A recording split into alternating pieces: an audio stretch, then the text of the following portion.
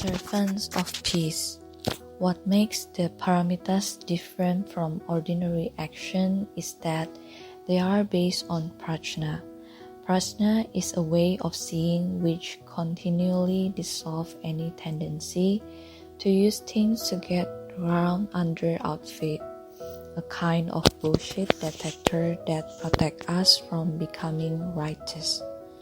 Suppose there were a place we could go to learn the art of peace, a sort of boot camp for spiritual warrior. Instead of spending hours and hours disciplining ourselves to defeat the enemy, we could spend hours and hours dissolving the causes of war. Such a place might be called Bodhisattva training, or training for servant of peace. The word Bodhisattva refers to those who have committed themselves to the path of compassion. The boot camp might be run by Nelson Mandela, Mother Teresa, and His Holiness the Dalai Lama. More likely, it would be run by people who have never seen or heard of, just ordinary men and women from all over the world who devote their lives to helping others be free of pain. The method we learn at the Bodhisattva training might include meditation, practice, and Tonglen. They might also include the 6 paramita, the 6 activities of the servant of peace. The word paramita means going to the other shore. These actions are like a raft that carry us across the river of samsara. The paramitas are also called transcendent action because they are based on going beyond the conventional notion of virtue and non-virtue. They train us in stepping beyond the limitation of dualistic view altogether and developing a flexible mind. One of the main challenges of this camp would be to avoid becoming moralistic. With people coming from all nations, there would be many conflicting opinions about what was ethical and what was unethical, about what was helpful and what wasn't. Very soon, we would probably need to request the most tame and awakened people there to lead a course on flexibility and humor. In his own way, Drupa Rinpoche devised such a course for his students. He would have us memorize certain chants, and a few months after most of us knew them, he would change the wording. He would teach us specific ritual and be extremely precise about how they should be done. Just about the time we began criticizing people who did them wrong, he would teach the ritual in a completely different way. We would print up nice manual with all the correct procedure, but usually they were outdated because they come off the press. After a year of this sort of training, one begins to relax one's grip. If today the instruction is to put everything on the right, one does that as impeccably as one can. When tomorrow the instruction is to put everything on the left, one does that with one whole heart. The idea of one right way short of dissolve into the mist. Meditation and Tonglen are well-tested methods for training in adaptability and letting go of rigid mind. The 6 paramita complement this practice and bring the training into all the activities of our life. They become the means for making everything we do a way of living, the art of peace. What makes the paramita different from ordinary action is that they are based on prajna. Prajna is a way of seeing which continually dissolve any tendency to use things to get ground under our feet. a kind of bullshit detector that protects us from becoming righteous. When we are training in the art of peace, we aren't given any promise that, because of our noble intention, everything will be okay. In fact, there are no promise of fruition at all.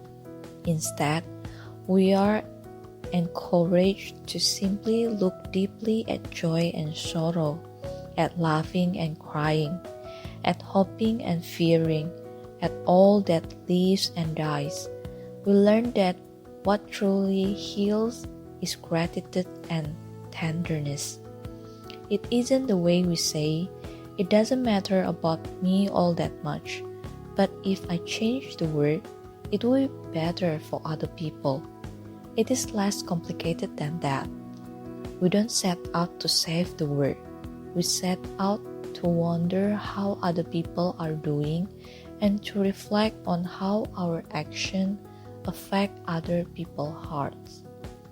The first 5 transcendent actions are generosity, discipline, patience, exertion, and meditation. Those are inseparable from the 6, the prajna that make it impossible to use our action as way of becoming secure. Prajna is the wisdom that cuts through the immense suffering that comes from seeking to protect our own territory. The very word generosity, discipline, patience, and exertion may have rigid connotation for many of us. They may sound like a heavy list of should and shouldn't. They might remind us of school rules or the preaching of moralists. However, these paramita are not about measuring up. If we think they are about achieving some standard of perfection, then we all feel defeated before we even begin. It is more accurate to express the paramita as a journey of exploration, not as commandments carved in rock. The first paramita is generosity, the journey of learning how to give. When we feel inadequate and unworthy, we hoard things. We are so afraid of losing, afraid of feeling even more poverty-stricken than we do already. The stinginess is extremely sad. We could look into it and shed a tear that we grasp and cling to so fearfully. This holding on causes us to suffer greatly. We wish for comfort, but instead we reinforce aversion, the sense of sins, and the feeling that we are a hopeless case. The cause of aggression and fear begin to dissolve by themselves when we move past the poverty of holding back. So the basic idea of generosity is to train in thinking bigger, to do ourselves the world's biggest favor, and stop cultivating our own sin. The more we experience fundamental richness, the more we can loosen our grip. This fundamental richness is available in each moment. The key is to relax to a cloud in the sky, relax to a tiny bird with gray wings, relax to the sound of the telephone ringing. We can see the simplicity in things as they are. We can smell things, taste things, feel emotion, and have memories. When we are able to be there without saying, "I certainly agree with this," or "I definitely don't agree with that," but just be here very directly, then we find fundamental richness everywhere. It is not ours or theirs, but is available always to everyone. In raindrop, in blood drops, in heritage and delight. This world is nature of everything. It is like the sun in that It shines on everyone without discrimination. It is like a mirror in that it is willing to reflect anything without accepting or rejecting. The journey of generosity is one of connecting with this wealth, cherishing it so profoundly that we are willing to begin to give away whatever blocks it. We give away our dark glasses, our long coats, our hoods, and our disgusts. In short, we open ourselves and let ourselves be touched. This is called building confidence in all pervasive richness. At the everyday, ordinary level, we experience it as flexibility and warmth. When one takes a formal bodhisattva vow, one presents a gift to the teacher as a focal point on the ceremony. The guidelines are to give something that precious, something one finds difficult to part with. I once spent an entire day with a friend who was trying to decide what to give. As soon as he thought of something, his attachment for it would become intense. After a while, he was a nervous wreck. Just the thought of losing even one of his favorite belongings was more than he could bear. Later, I mentioned the episode to a visiting teacher, and he said perhaps it was the opportunity for that man to develop compassion for himself and for all others caught in the misery of craving, for all others who just can't let go. Giving material goods can help people. If food is needed, we can give it. We do that. If shelter is needed, or books or medicine are needed, and we can give them, we do that. As best we can care for whoever needs our care. Nevertheless, the real transformation takes place when we let go of our attachment and give away what we think we can't. What we do on the outer level has the power to loosen up deep-rooted pattern of holding on to ourselves. To the degree that we can give like this, we can communicate this ability to others. This is called giving the gift of fearlessness. When we touch the simplicity and goodness of things and realize that fundamentally we aren't stuck in the mud, then we can share that relief with other people. We can make the journey together. We share what we have learned about taking down sunshade and unlocking armor, about being fearless enough to remove our masks. We also can give the gift of Dharma to the degree that we can. We give meditation instruction. We tell people about Tonglen. We introduce them to books and tapes, tell them all talks and practice sessions. We give people the tool for finding out for themselves what encourages us to loosen our grip, what encourages us to think bigger. To dissolve the cause of aggression takes discipline, gentle yet precise discipline. Without the paramita of discipline, we simply don't have the support we need to evolve. I remember the first retreat I led after the Wisdom of No Escape had been published. Most people come to the retreat because they were inspired by the notion of Maitri that permeates that book.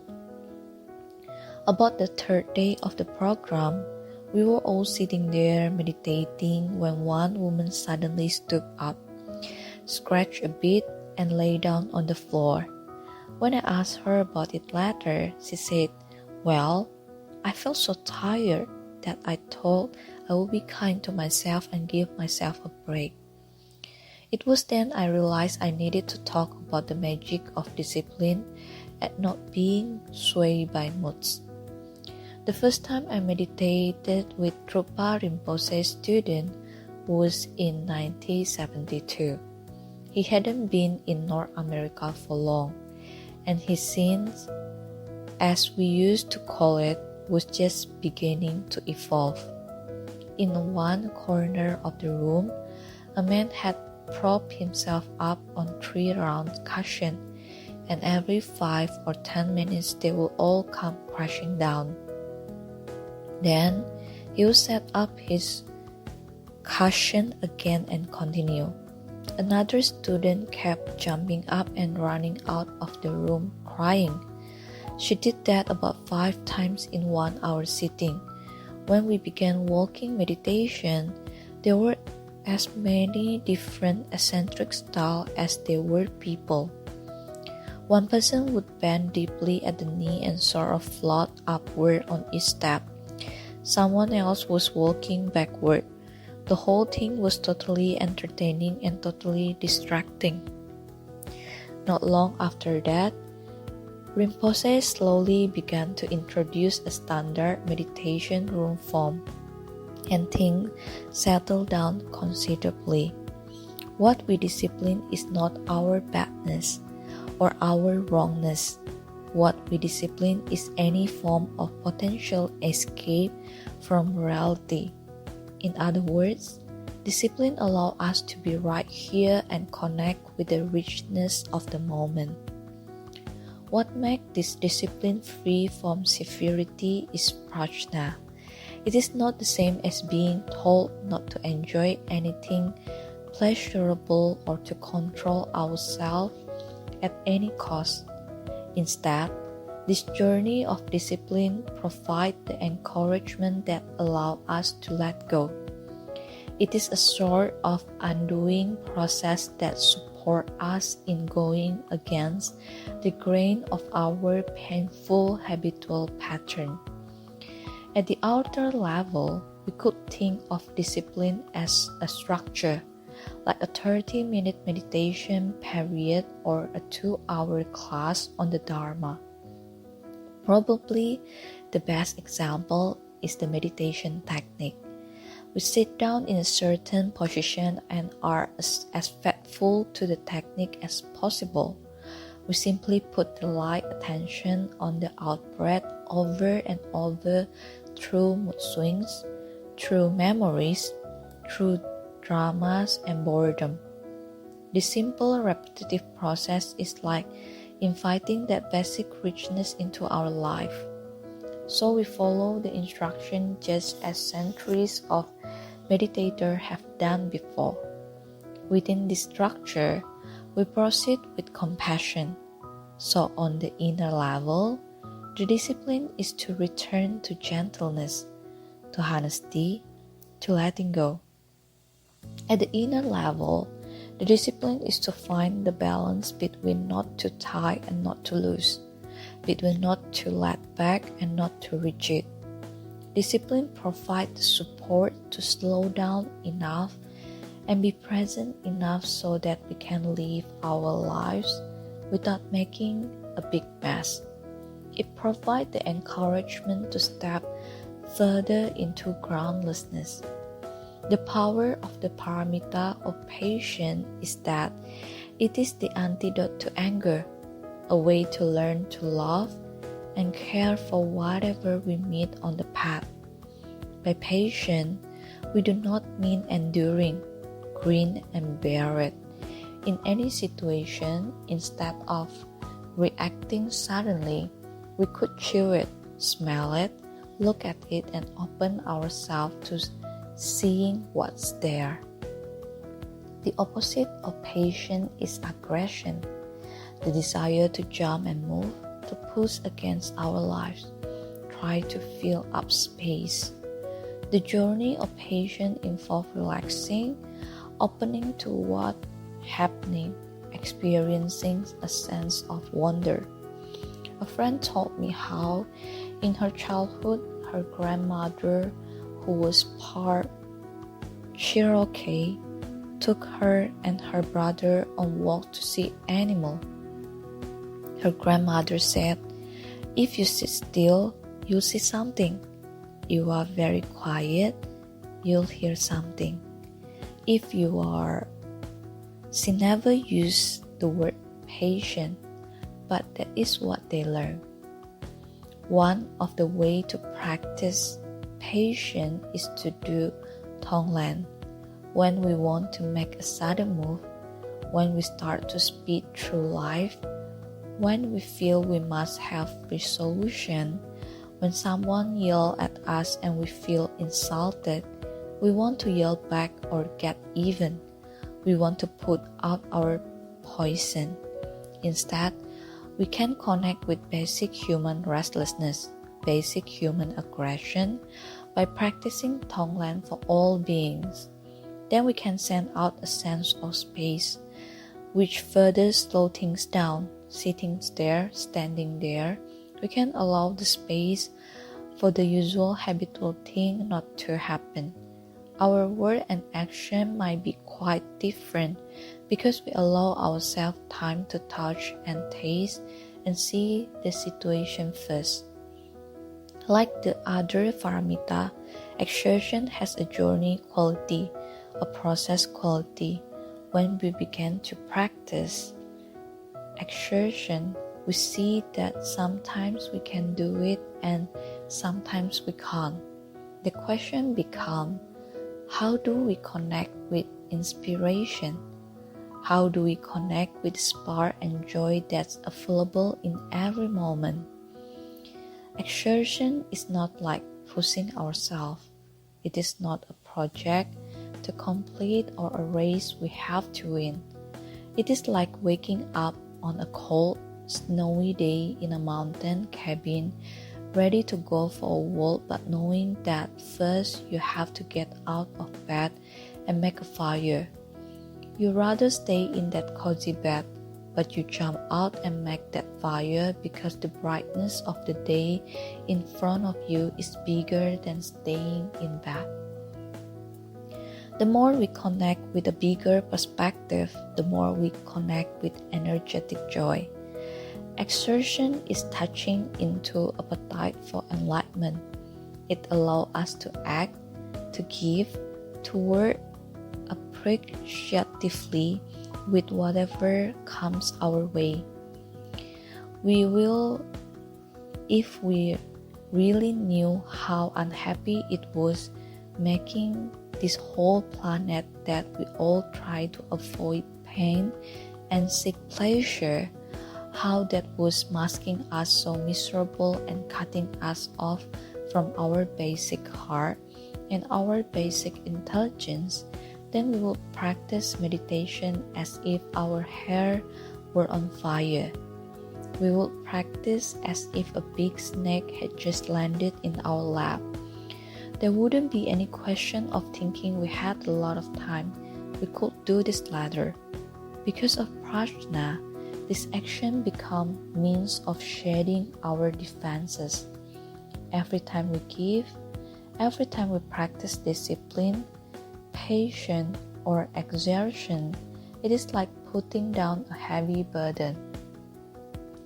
The paramita of meditation allow us to continue this journey. It is the basic for an enlightened society that isn't based on winning or losing, loss and gain. When we sit down to meditate, we can connect with something unconditional, a state of mind, a basic environment that doesn't grasp or reject anything. Meditation is probably the only activity that doesn't add anything to the picture. Everything is allowed to come and go without further embellishment. Meditation is a totally non-violent, non-aggressive occupation, not filling the space, allowing for the possibility of connecting with unconditional openness. This provides the basic for real change. You might say this is setting ourselves a task that is almost impossible. Maybe that is true. But on the other hand, the more we sit with this impossibility, the more we find it always possible after all. When we cling to thoughts and memories, we are clinging to what can't be grasped. When we touch this phantom and let them go, we may discover a space, a break in the chatter, a glimpse of open sky. This is our birthright, the wisdom with which we were born, the fast unfolding display of primordial richness, primordial openness, primordial wisdom itself. All that is necessary then is to rest undistractedly in the immediate present, in this very instant in time. And if we become drowned away by thoughts, by longings, by hope and fear, again and again we can return to this present moment. We are here. We are carried off as if by the wind, and as if by the wind, we are brought back. When one thought has ended and another hasn't begun, we can rest in that space. We train in returning to the unchanging heart of this very moment. All compassion and all inspiration come from that. The sixth paramita is prajna, that which turns all action into goal. It is said that other 5 paramita could give us reference point, but prajna cut through the whole things. Prajna make us homeless. We have no place to dwell on anything. Because of this, we can finally relax. No more fighting, no more biting, no more taking side. Sometimes we feel tremendous longing for our old habits. When we walk with generosity, we see our nostalgia for wanting to hold on. When we work with discipline, we see our nostalgia for wanting to zone out and not relate at all. As we work with patience, we discover our longing to speed. When we practice exertion, we realize our laziness. With meditation, we see our endless discursiveness, our restlessness, and our attitude of couldn't care less. So we simply let that nostalgia be and know that all human beings are going to feel like that. There is a place for nostalgia, just as there is a place for everything on this path. Year after year, we just keep taking off our armor and stepping further into groundlessness. This is training of the Bodhisattva, the training of the servant of peace. The world needs people who are trained like this: Bodhisattva politicians, Bodhisattva police, Bodhisattva parent, Bodhisattva bus driver, Bodhisattva at bank and the grocery store. In all levels of society, we are needed. We are needed to transform our mind and action for the sake of other people and for the future of the world.